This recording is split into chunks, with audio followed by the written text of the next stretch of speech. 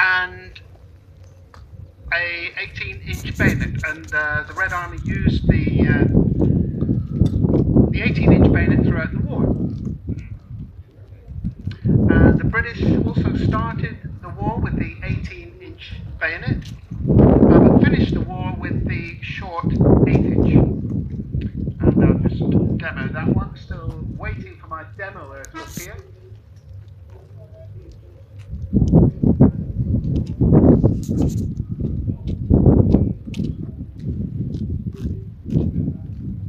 So you can see this is the British 303, and it's got an 8-inch bayonet. This is the blade bayonet.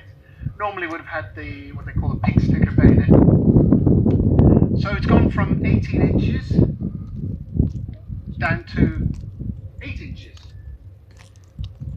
So if any youngsters, plenty of youngsters here, who might know why that would be. You take an 18 inch bayonet, you want to be dangerous. Because that's why the Red Army tended to carry their bayonets at all times, to look brave and look dangerous.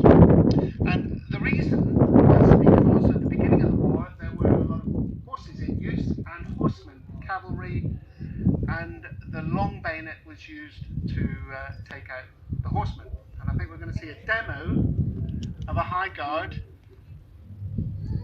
Beautiful. That would have come with a lot of shouting with it as well. Beautiful. Okay, so let's say a little bit about bayonets.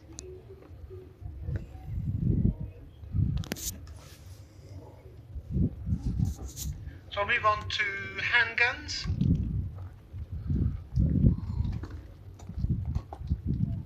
So yeah, I'm Chris Dunn, and I'm representing Duke of Cornwall's Light Infantry, dispatch rider, and you can see my motorcycle back there, 1942. So as a dispatch rider, it's a bit awkward carrying a rifle. So I would have been armed with a handgun, or if things were really bad, then a Sten gun, which I could carry on my shoulder.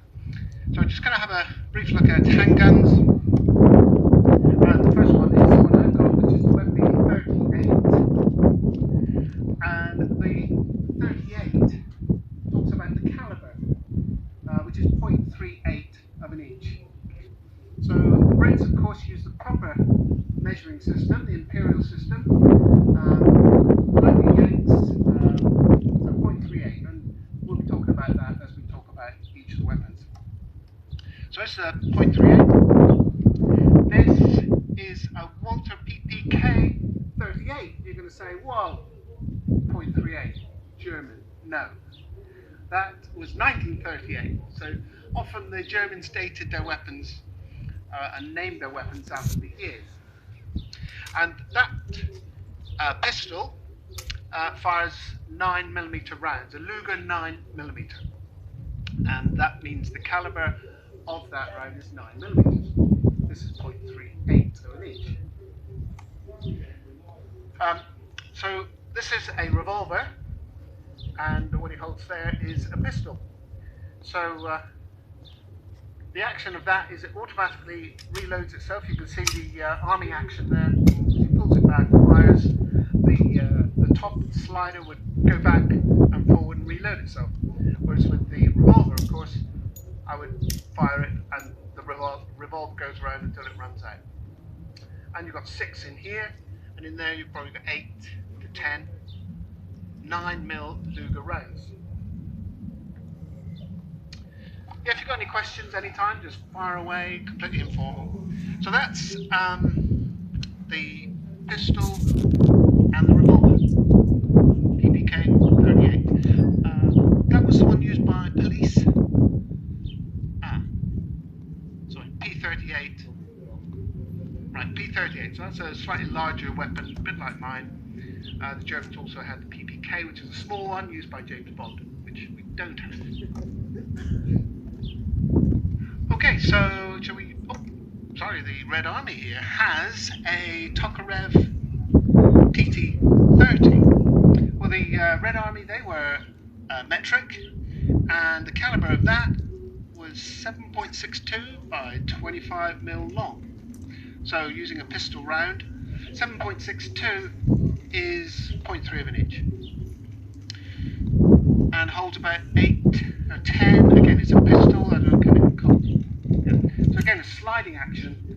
As you can see, there's nothing in there, and to cock it, you slide it forward and fire. Okay, now we do that gun. I need to clip along because we've got 10 minutes to the noonday gun. Okay, we'll have a look at rifles. Perhaps before rifles, if you could grab the shotgun. That's this one here.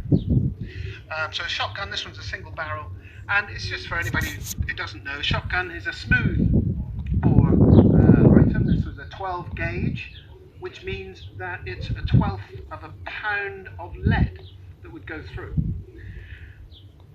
So a 24 gauge, for example, would be a 24 pound.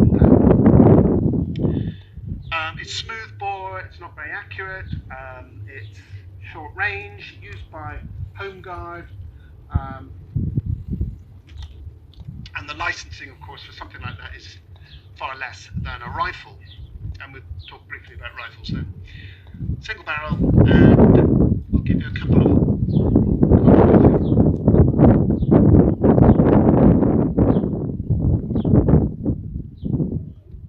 Okay, so if you've got dogs or you want to mind your ears, let's put it that way.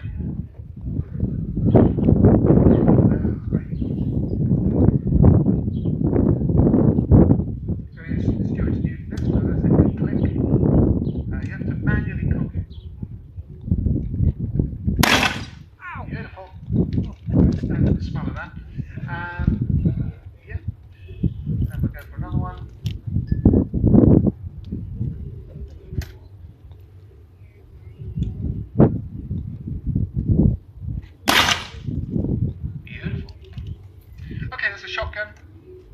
So let's have a quick look at rifles.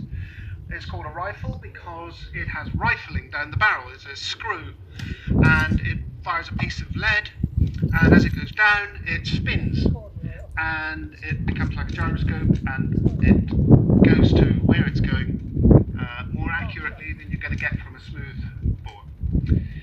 So we have here a Red Army sniper, so she'd be trained to 1,000 yards in a 1-foot circle, whereas our infantry here, with the British 303, would be trained to a standard 600 yards with a 2-foot circle. So the rifle we got there is a Mosin Nagant rifle with a PUU scope, which only multiplies by 3. This one's dated 1944.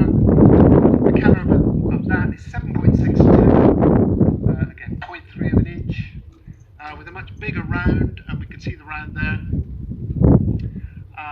As a sniper, she would generally just fire one at a time. Once you fired one, you've given away your position. Okay, the cartridge is slightly bigger than the British 303, so it makes a nice little bang. And I think you're going to fire a couple off. The magazine only holds 5, whereas the British one holds 10. These were in use for about 100 years, much like the British 303, which we'll have a look at shortly.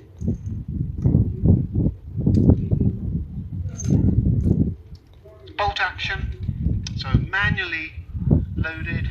Big bang stuff. And one more.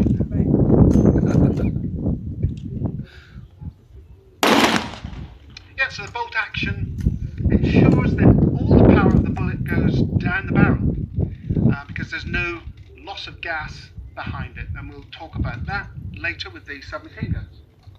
Okay, British 303, bolt action again. You see it looks very similar. Used for 100 years, from about 1850 right through to 1960s. This is actually a Mark IV, dated 1944. So this is what would have gone down on D-Day with this short bayonet, as opposed to the longer bayonet we were talking about. This one was actually made in a small armoury up in Yorkshire. The caliber is 0.3 of an inch, so 0.303 is why they call this a 303 Lee Enfield rifle. Okay, and we've got a couple of rounds to go.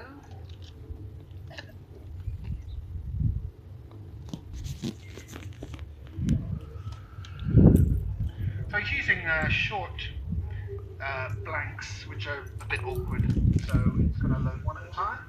So in your own time, a couple of shots. Bolt action there, as you can see, as he pulls it out, retracts the old cartridge. Okay, that's good. Magazine of that holds 10 rounds, and you can remove the magazine, so you can carry full magazines. A lot of the wording around armory, soldiers, is French. So magazine makes no sense, you don't read it, it's a shop in effect in French. And arms, of course, we Brits may think it's that, but these are arms, again, French word. Epaulettes, shoulders, lots, carbine, all these sort of words. Okay, so that's the rifles. We're going to move on to submachine gun.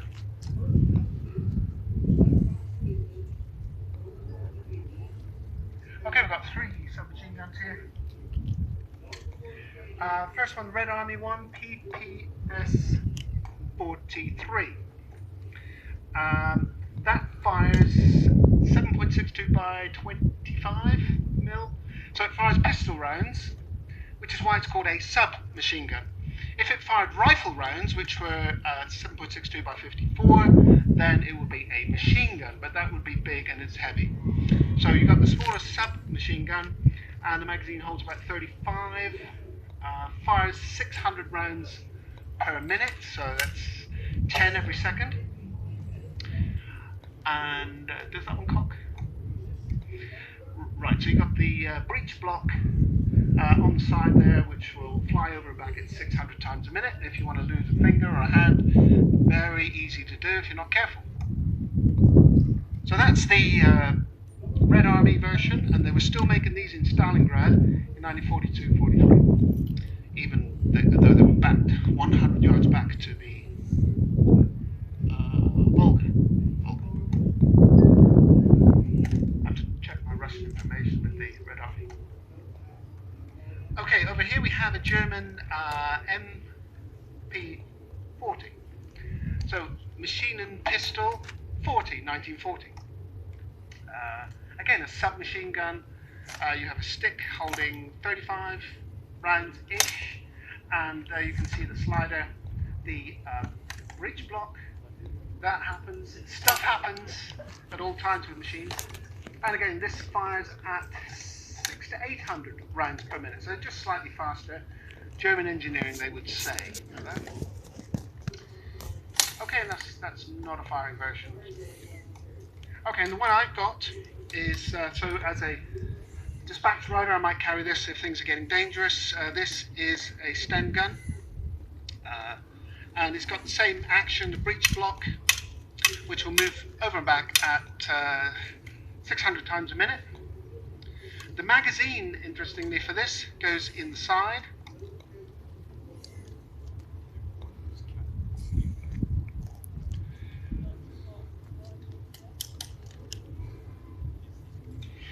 So you think, well, that's an interesting design, but the advantage is if you go to ground, you can drop down, whereas for the MP40, you end up sticking your head above the parapet.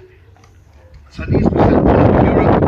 They cost about £2 to make, and of course this was the idea of it: cheap to produce, pressed metal, and easy to make. So this is the firing one. So we get about 20 rounds in a 30 magazine. So I'll just wait to get plugs, and I'll just fire a straight 20 rounds. So it'll be a couple of seconds.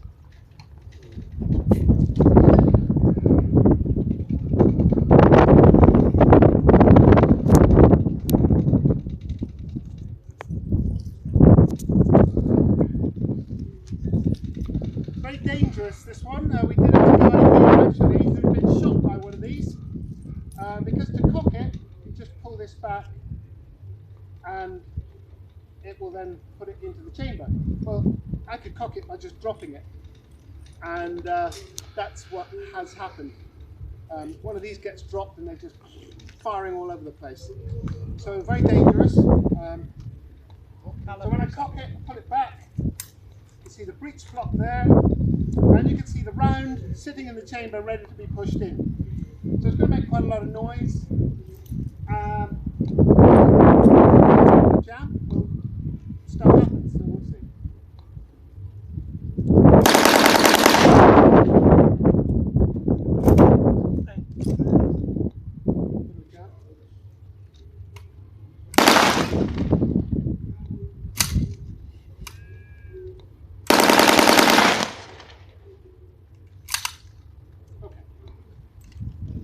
So that's the Sten gun. I'm using different types of ammunition in there. Some of them are cheaper, but you just get stoppages. Okay, noonday gun. So we're going to fire off this one. It's quite a boom, so you might want to be ready for that one.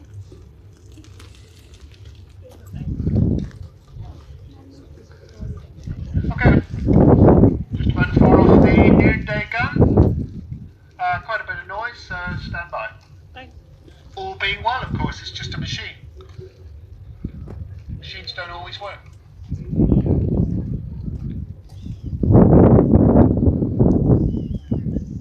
Firing!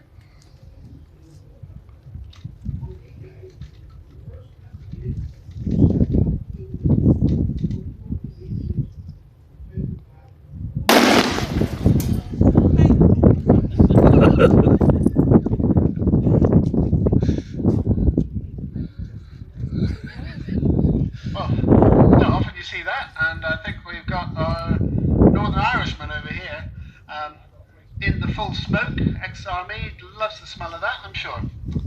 Okay, well that concludes our demo for today. We'll be having a go at this again tomorrow.